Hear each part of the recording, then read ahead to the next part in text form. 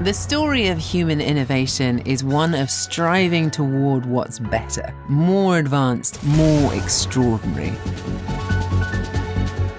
We've craved a faster connection to one another, a vaster wealth of information, speed, impact, ability. And time after time, gold plays a role in helping us reach it. Sometimes it's invisible in the background. Sometimes it gleams in plain sight.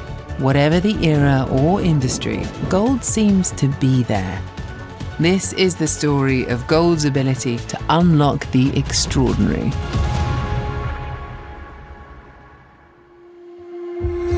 Modern technology is so ingrained in our lives that sometimes we don't even notice it. But electrical connections are everywhere, and each one has a high probability of using gold. Back in 1925, an inventor named Charles Ducat patented a method of printing electrical paths directly onto non-conductive board. The result became known as the printed circuit board, and people quickly realised that the best material to use was gold. And you know what? It still is.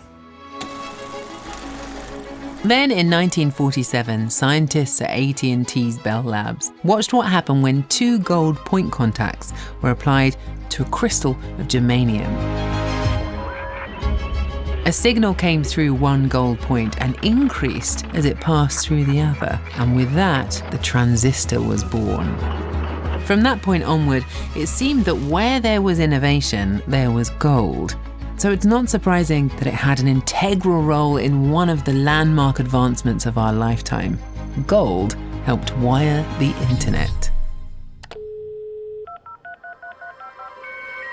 It was there in the first experiments, laying the groundwork for the modern internet we have today. It has played a significant part in helping our connections stay stable and resilient to allow billions of us to communicate in this way. It's ubiquitous in the huge data centers which are crucial to the internet and the cloud. That's because gold plays a role in extraordinary connections, from the big things to the tiny ones. When it comes to making things happen fast, gold doesn't stop at connectivity. The same properties that make it reliable for the cloud make it a favourite for the road.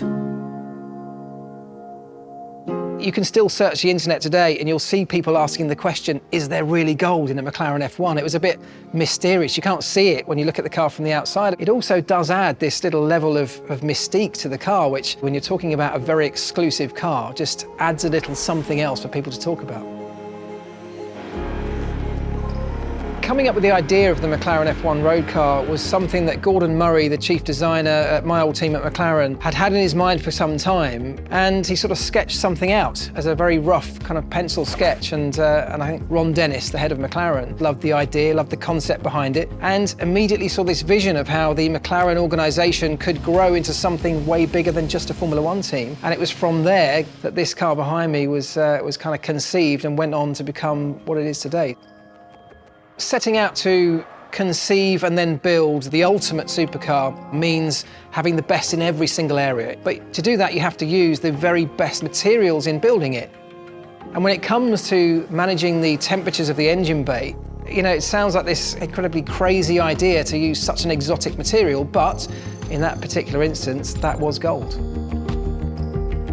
Gold has these incredible heat reflection properties. It's one of the most reflective materials. It's also very soft and malleable, so you can actually form it into shapes that will fit your very kind of complex engine bay, which is really important. There are lots of other materials that can reflect heat in a similar way, but being able to work them into the shapes and the forms that you need is much more difficult. So they were able to get gold in very, very thin sheets that they could apply right across the back of this carbon fibre engine bay, protecting not only the carbon fibre from the extreme heat of the engine, but also the fuel cell and the driver that were just a few millimetres away from that engine. This is a roll of the gold foil tape, and this is what I used to use to stick all over the suspension on the Formula One car back in the day. It's the same stuff they used in the back of this. It's 18 karat gold, I believe, around about 3,000 pounds for a roll like this, which is amazing. But look how thin it is. And that means you can get it into all these weird and wonderful shapes, these places in the car that for many other materials that are much harder or much more difficult to work with, this is the perfect solution. So I think it's widely accepted now that the days of the combustion engine on the roads are numbered. You know, we can't continue burning fossil fuels the way we have done for many years. And so electric vehicles are surely going to play a huge part in that. And when you think about electric vehicles and electric propulsion, efficiency really is the key to that. You talk about efficiency and transferring electrical energy from batteries through to motors. The most efficient way to do that is by using the most efficient materials to transfer that energy through the system. And again, gold, with its conductivity properties, is a really key part of that.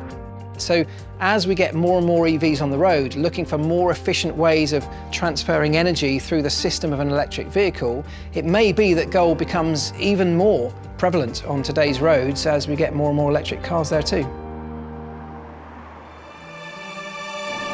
We've come to rely on gold as a material that helps us achieve extraordinary connection and performance. Now, recent discoveries are prompting us to wonder, could it be that gold doesn't just unlock the extraordinary, it unlocks energy? I think we're at a pivotal moment in humanity. I truly believe that the economy of the 21st century will be the clean economy. It'll be the green economy. Energy is the basis of our quality of life. That being said, energy also comes at a cost. So now we have to think about ways that we can produce energy without producing carbon dioxide, ways of maintaining our quality of life and our standard of living without polluting the atmosphere. To me, a fossil fuel is essentially liquefied sunlight. It was sunlight that shone on the earth, spurred photosynthesis, created plant matter. That plant matter died, it went underneath the ground, solidified, and then liquefied under immense heat and pressure over thousands of years. And then we as humans dug it up from underground, extracted its energy from it, and then allowed the carbon to go back into the atmosphere. Now, imagine if we could take that process and then engineer it to take sunlight, water, carbon dioxide, and make fuels that we can use to sustain our quality of life. I like to call it artificial photosynthesis. The role that gold plays is a catalyst. It helps to speed up the reaction and make it more efficient. The reaction that we're talking about is carbon dioxide being converted into fuel. When we think about how carbon dioxide is converted on the surface of gold, let's take, for example, my hand. Let's imagine that my hand is a slab of gold. And carbon dioxide, the way it works, it would bind to the surface of the gold, and then gold would feed that carbon dioxide electrons, and those electrons would convert that carbon dioxide into a fuel. And in the case that I was studying, it would convert it into carbon monoxide. There's really interesting properties about gold and the way that it's shaped. So what I discovered in my research is that if you have gold that's rigid and spiked, it actually allows for more points of contact for the carbon dioxide to convert. It allows for the carbon dioxide to go into the ridges and edges of these spikes, and that increased surface area allow for the carbon dioxide to be converted much more quickly, much more rapidly. In fact, gold was the only metal that we were able to create this exact nanoneedle shape with. Gold is very stable, it's very inert, which means that it won't react with anything else around it. It'll just react with the CO2. All the other metals, they would form dendrites or they would form bush-like structures.